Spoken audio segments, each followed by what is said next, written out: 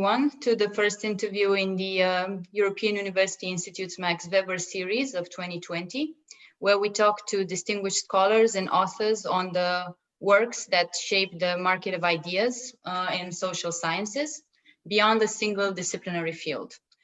I am Veronica Anghel. I am a political fellow in the program, together with my historian colleague, Ben Goossen, checking in from Harvard University. We welcome and are honored to have with us today Professor Siniša Malešević, zooming in from University College Dublin, where he holds the chair of sociology. So Siniša wrote an excellent book. Well, he wrote several excellent books, but we are here to discuss some ideas from his latest one, titled Grounded Nationalisms, a Sociological Analysis, published in 2019 with Cambridge University. So now it's a terrible year in which unfortunately we cannot welcome Siniša to Florence, but it is an excellent year for reading books under the structural constraints of lockdowns, dreading the rise of nationalism.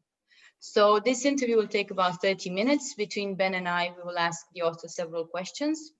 This will allow Siniša to briefly elaborate the main arguments in his book, as well as reveal the relevance of a sociological approach to nationalism for contemporary issues. To kick us off, I give the digital floor to my colleague, Ben, who will ask the first question. Thanks very much, Veronica, for your thoughtful introduction. And thanks, Siniša, for writing this very stimulating book. I'm very pleased to be talking with both of you about it. And I hope that listeners will take away some useful thoughts about the nature of nationalism in the modern era. So to start with the first question, reading this book, I was very broadly convinced by your depiction, Siniša, of nationalism as a fundamental structuring element of the modern era, which is neither intrinsically at odds with globalization nor with capitalism. You refer to the most normalized and, in your depiction, therefore most powerful nationalisms as grounded nationalisms. And for you, grounded nationalisms are defined by several processes of entrenchment, including long historical roots, robust state backing, thorough ideological evangelism, and broad everyday engagement, which you call micro-interactional grounding. I'm wondering if you could tell us a little bit about how and why you chose to use this image of grounding as your central metaphor. Where did this term come from for you? How does this image of grounding, which for me at least invokes notions of solidity, but also territory, capture what you see as the essence of modern nationalisms better than other ways that scholars might use to talk about these phenomena? Okay, thanks very much, Ben, and thanks, Veronica, as well, for a kind introduction. I think both of you have captured already interesting points from the book, and I think nobody has asked me yet, where did this concept come from? So I'm delighted that you've asked me to have an opportunity to say a few words about it.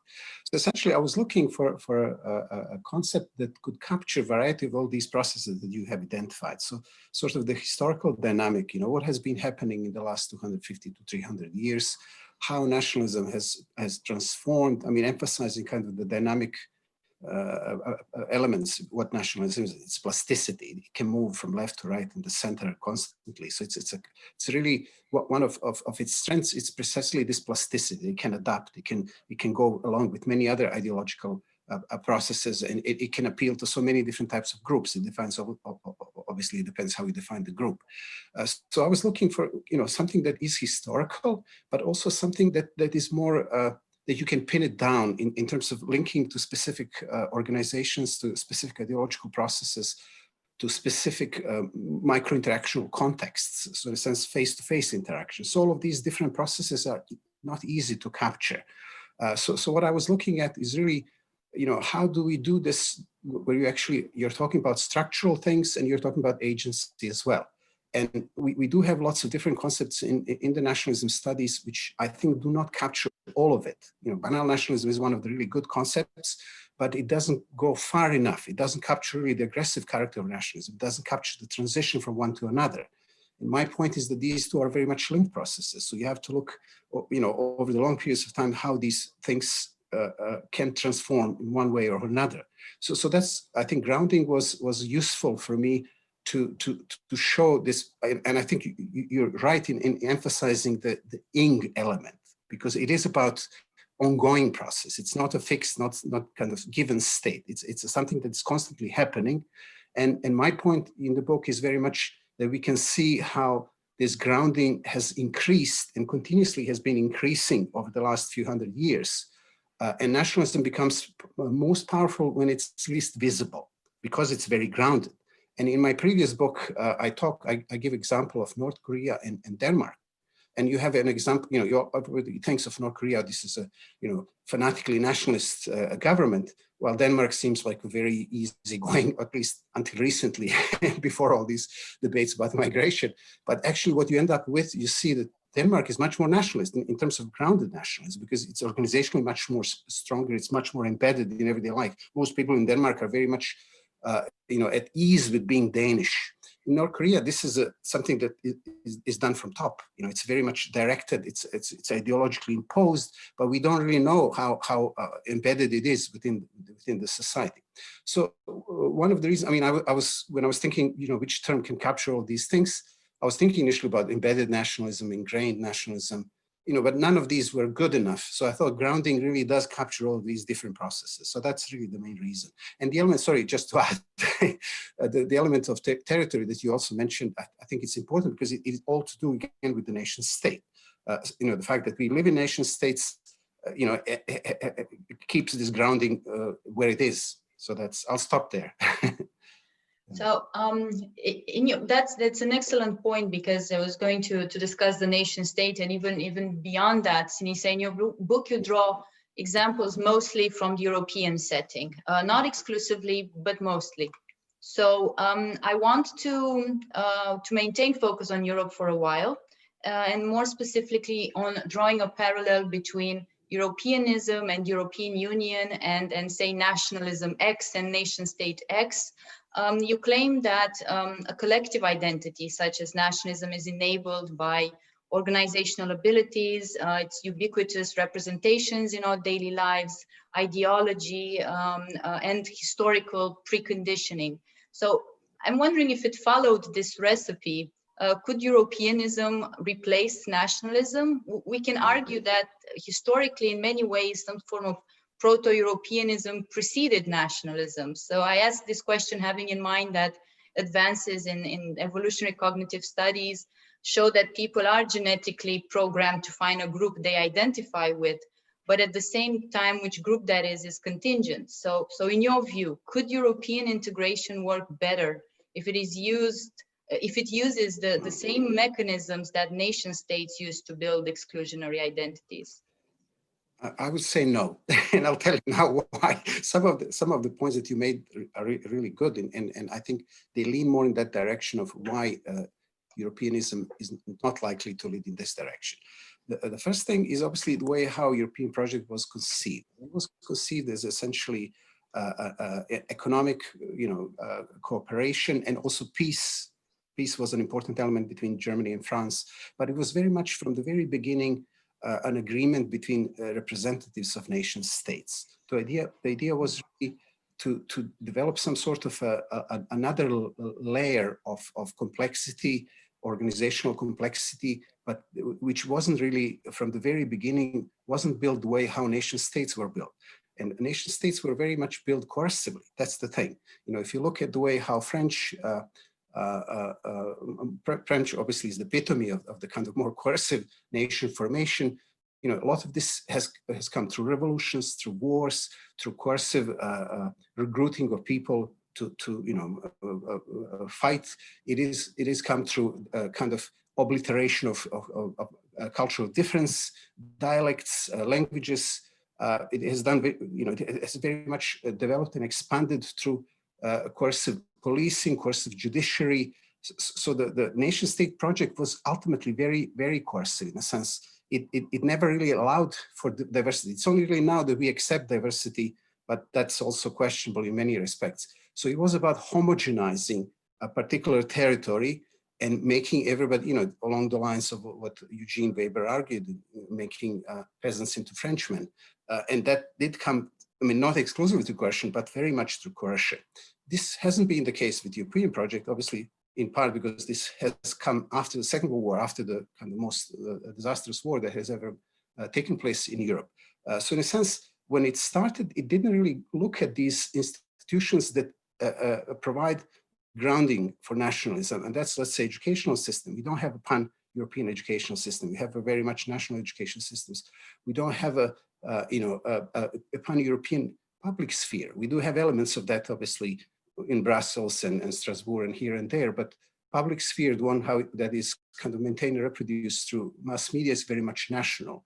We don't have a kind of national, pan-national military, pan-European military, pan-European police.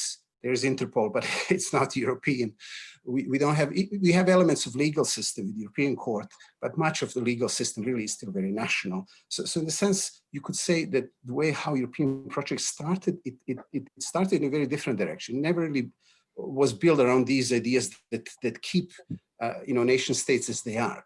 And for me, that's primarily this organizational capacity that Europe doesn't really have in the same way, which might be a good thing as well, because it doesn't really, it counterbalances the nationalisms of nation states. I think that's a good thing about the European Union, because it provides that level of complexity which other nation states outside of Europe do not have. So you can balance that. You can keep under check, some states to some extent. So that would be, some of the main reasons why I don't think that Europeanism can replace nationalism in that sense. And I don't think that will even be a good thing at all. And still, if we're still thinking of the European experience, you claim that citizens have an ease to fit the sort of this nationalist portmanteau, that they are randomly distributed at birth. So this is a very convincing argument that builds towards your claim that nationalism is the dominant form of human subjectivity in the modern world. But at the same time, these states that we analyze are built on the model of liberal democracies, right? Regardless of whether they're further or closer to that ideal point. So it could be argued that the principles of liberal democracies that allow multiple identities and layered commitments are seriously challenged by the nationalist necessities to commit to exclusionary characteristics. And so if we cannot have liberal democracies without liberal democrats, and we cannot have nations without nationalists, can we balance between nationalism and liberal democracy? Is that sustainable? In your view, are these two organizational principles compatible in the long run? I think that's a very good question. It is a sort of, it leads us back to the origins of both of these, liberal democracy and nationalism. And although democracy in some forms is obviously much older, and elements of them were, of some form of democracy were present in Athens and other ancient Greek states, and Switzerland, in cantons and things like that, this was still limited democracy. It excluded majority of population, women and slaves and serfs and foreigners and things like that. So the contours of what we today recognize as liberal democracy is really, again, French Revolution, American Revolution, Enlightenment heritage and things like that. And what we see then is a kind of joint birth of liberal democracy and nationalism. So they were born at the same time. And there's that tension that you pointed out rightly. It was present from the very beginning. Who are the people? So you speak in the name of the people. So the idea is, we are overthrowing ancient regime. We don't want to have aristocracy. We have the view that people are morally of equal worth, that we are all, it's all about liberty, equality, and fraternity. Fraternity is the element that really interests us here. So it is about people, we the people, who the people are. How do we define the people? And that's the tension that keeps coming constantly. How do you define the people? Once you define the people, you're already excluding somebody, unless you speak about the world as a whole. And you can never do that, obviously, in politics, that's impossible. So we have that from the very beginning, from the French Revolution, from the American Revolution, equality and kind of recognition of greater inclusivity came at the expense of somebody being excluded. And that is, and that's the nature of nation state. Nation states have managed to do many good things in terms of creating welfare state, in terms of protecting their citizens and providing education, many things, but somebody had to be excluded. So you had that, kind of from very beginning, liberal democracy, had been nationalist from the start. It has become more inclusive of different groups over the years. But I think that point was made to some extent in the 90s by Habermas when he said, look at democracy. Do we have democracy outside of the nation state? We don't. There is no democracy in international relations. It's very much powerful states against smaller states. We didn't have democracy in empires and other forms of states. So we ended up with nation state being really the only way how you can maintain some sort of a democratic order.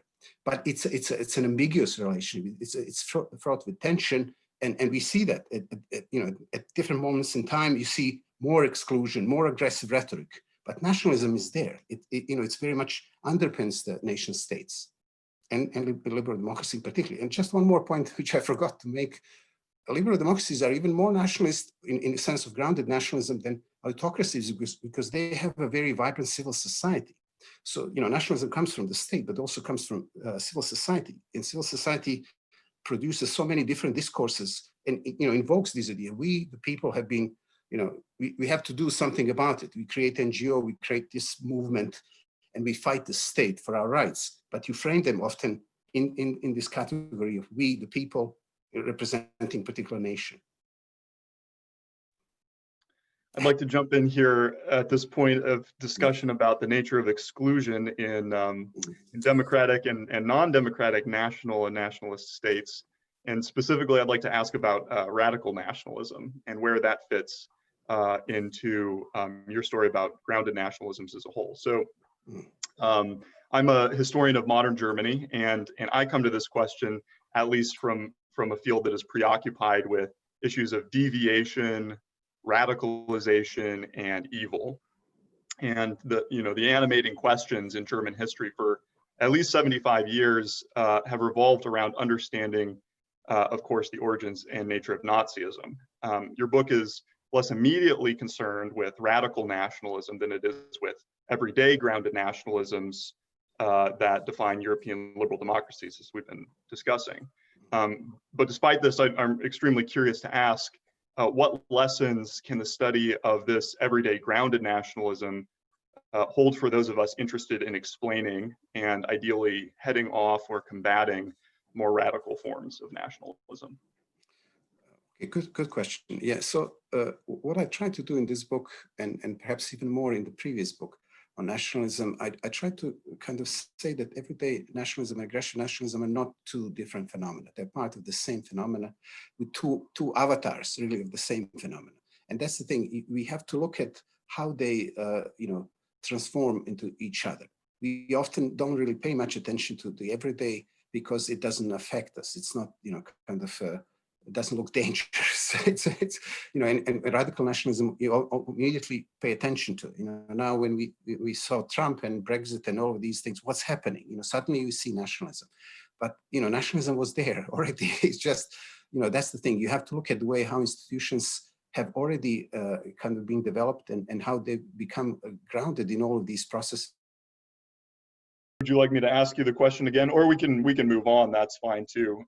No, that's fine. You ask me again, and then I'll summarize it. It would be a shorter answer this time. A little shorter. Okay, great. Okay, so my question is broadly about radical nationalism, and I'm coming to this from my position as a scholar of modern Germany. And in the field of modern German history, many of the questions have for decades revolved around understanding the origins and the nature of Nazism, this terrific catastrophe, which is defined to a large degree by the nationalization, the radical nationalization of Germany. And in terms of your book, most of the book is about the kinds of everyday nationalisms that you're trying to explain through this concept that we've been discussing of grounded nationalism. So as someone coming from the field of German history, I'm wondering what this what this model and this set of theories can tell us about more radical forms of nationalism, especially for those of us who are concerned about the resurgence of radical nationalism today. Okay, so I think the starting point should really be that everyday nationalism and aggressive nationalism are not two different phenomena, they are part of the same phenomenon.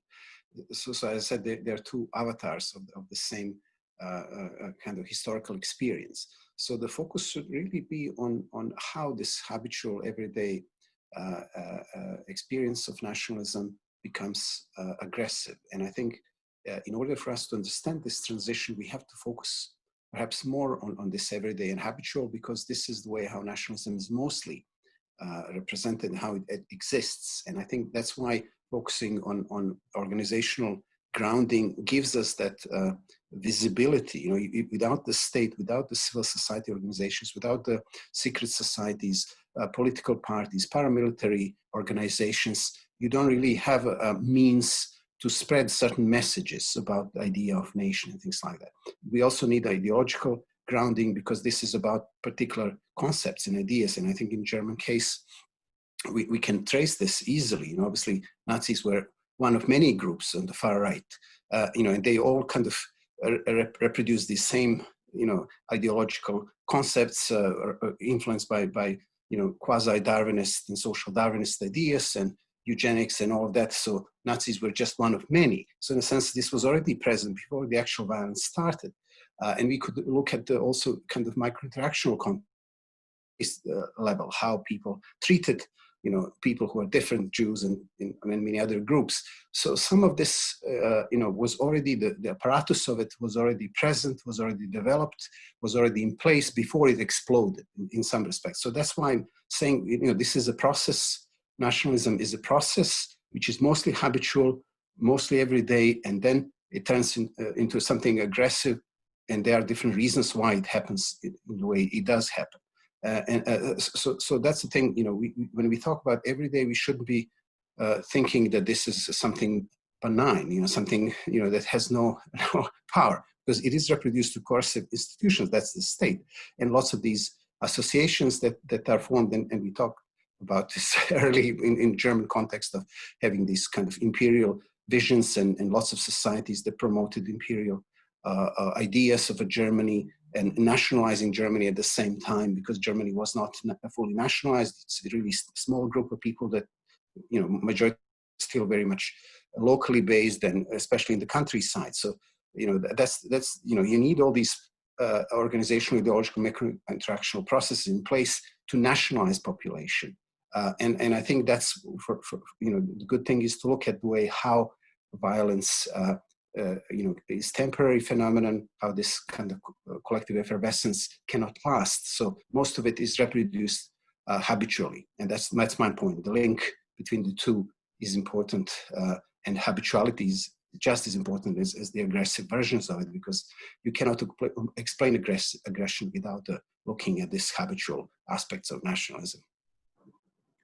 One of the things that I find very helpful about your scholarship is this idea of thinking about nationalism as having a kind of a life cycle, where you can trace different forms of nationalism across a broad swath of time and see the linkages between them, even when they appear in their expression to be quite different.